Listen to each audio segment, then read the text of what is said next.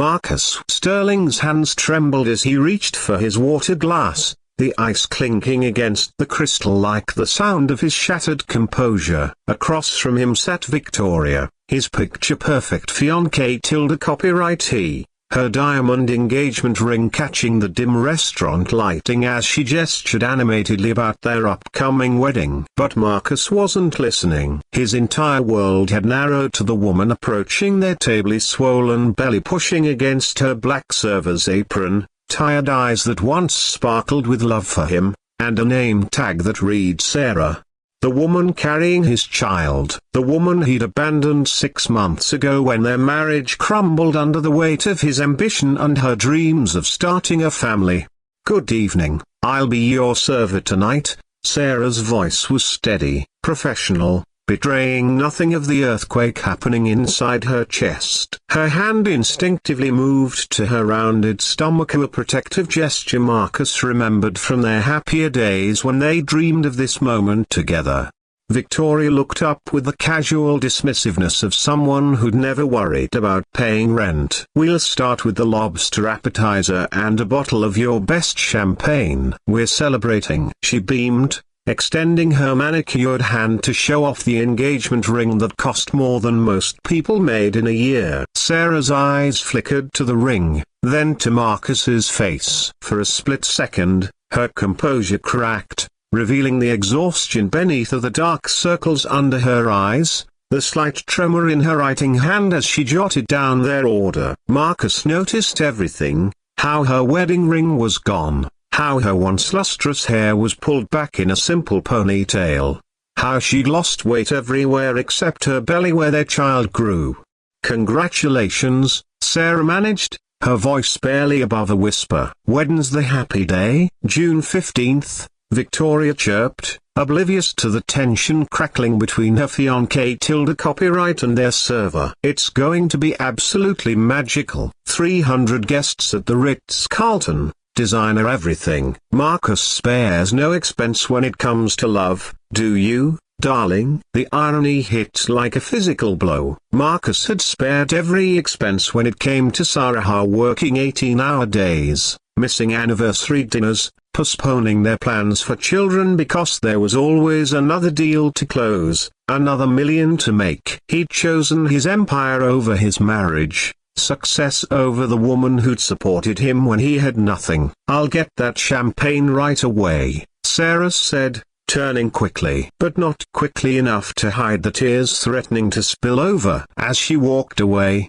Marcus watched her navigate between tables with the careful movements of someone whose body was changing, whose life had been turned upside down. The realization hit him like a sledgehammer: she was working on her feet, serving people who probably tipped less than he spent on lunch, all while carrying his child, their child alone. "She seems sweet," Victoria commented absently, scrolling through her phone. "A bit clumsy though. Did you see how she was shaking?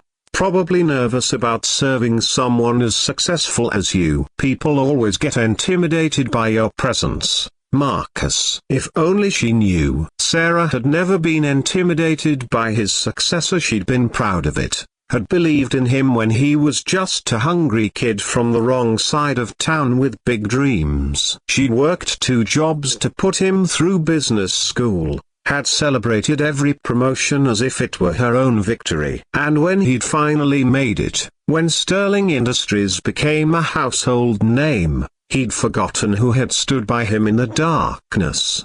Sarah returned with the champagne, her movements more composed now. As she poured, her sleeve rode up slightly, revealing a small bruise on her wrist, probably from carrying heavy trays. Marcus realized with a stab of guilt. This was his fault. All of it. "Excuse me," Victoria said suddenly, standing up. "I need to powder my nose. This pregnancy glow conversation is making me think about our future babies." She kissed Marcus's cheek and sauntered toward the restroom. The moment they were alone, the pretenses crumbled. "Sarah," "Yeah," Marcus started, but she held up her hand. "Don't. Please." Her voice was thick with emotion. "I can't do this here. Not now." "How far along are you?" The question escaped before he could stop it. 7 months. She placed a protective hand over her belly. "It's a girl, a daughter." Marcus felt something crack open inside his chest, to a mixture of joy and devastating loss. He was going to have a daughter,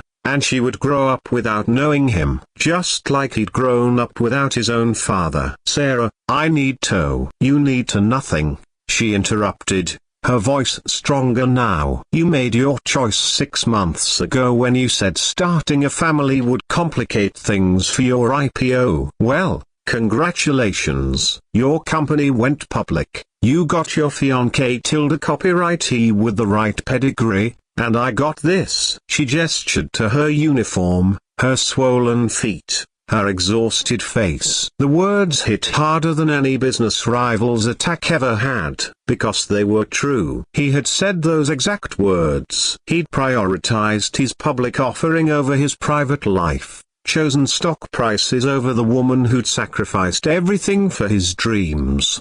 Victoria's laughter echoed from across the restaurant as she chatted with someone she'd recognized. The sound felt like nails on a chalkboard compared to Sarah's quiet dignity. "I'm sorry," Marcus whispered, the words feeling pathetically inadequate. "I'm so sorry, Sarah." "Sorry doesn't pay for prenatal vitamins or cover the cost of childcare when I'm working double shifts," she replied. But there was no malice in her voice, just bone-deep weariness. "Sorry doesn't explain to our daughter why her father chose everything else over her." "Our daughter." The phrase hung between them like a bridge Marcus had burned. "What do you need?"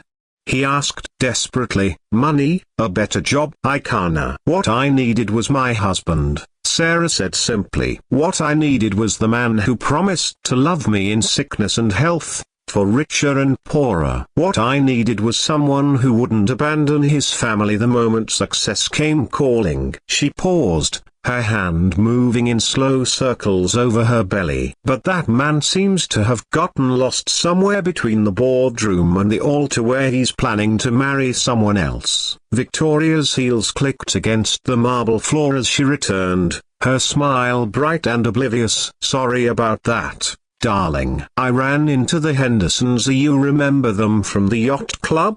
They're so excited about the wedding." Sarah straightened her shoulders, transforming back into the professional server. "Will there be anything else this evening?" Marcus looked at his ex-wife. He really looked at her and saw not just what she'd become, but what he'd lost. The woman who'd loved him unconditionally, who'd believed in his dreams even when he'd stopped believing in hers. The mother of his child, standing strong despite everything he'd put her through. "Actually, yes," Marcus said quietly, his decision crystallizing like steel cooling into shape. "There is something else." He reached into his jacket and pulled out his business card, writing quickly on the back before sliding it across the table to Sarah. "Be at this address tomorrow at 10 a.m. Ask for Janet in HR." Sarah looked at the card, confusion flickering across her face. "Marcus, I don't." "It's a job," he said firmly. "Executive assistant position. Full benefits, maternity leave, childcare assistance. Starting salary is more than you'd make in 3 years of this." He gestured around the restaurant. "I can't accept charity from you." "It's not charity. It's what I should have offered 7 months ago instead of walking away." His voice cracked slightly. "It's the least I can do for our daughter." Victoria looked between them, finally sensing the undercurrents she'd missed. "Marcus, what's going on? Who is this woman?" Sarah and Marcus locked eyes across the table, and in that moment, she saw something she'd thought was lost forever. The man she'd fallen in love with, the one who'd held her when her mother died, who danced with her in their tiny apartment kitchen when they had nothing but love and dreams. "She's someone who deserves better than she got," Marcus said, never breaking eye contact with Sarah. "Someone who should have been treated with the respect and love she earned, not abandoned when things got complicated." Sarah picked up the business card, her fingers brushing his for just an instant. "I'll think about it," she said softly. As she walked away, Marcus watched her go with the knowledge that he'd lost the most important thing in his life, chasing things that suddenly felt meaningless. But maybe, just maybe, he could still be the father his daughter deserved, even if he'd failed as a husband. The champagne tasted like ashes in his mouth, and Victoria's excited chatter about wedding plans felt like noise from another world. Because across the restaurant, carrying his child and his regrets, was the woman who'd shown him what real strength looked like. Tomorrow, he'd try to make amends. Tonight, he'd live with the weight of his choices and the hope that sometimes, when we finally see clearly, it's not too late to do the right thing.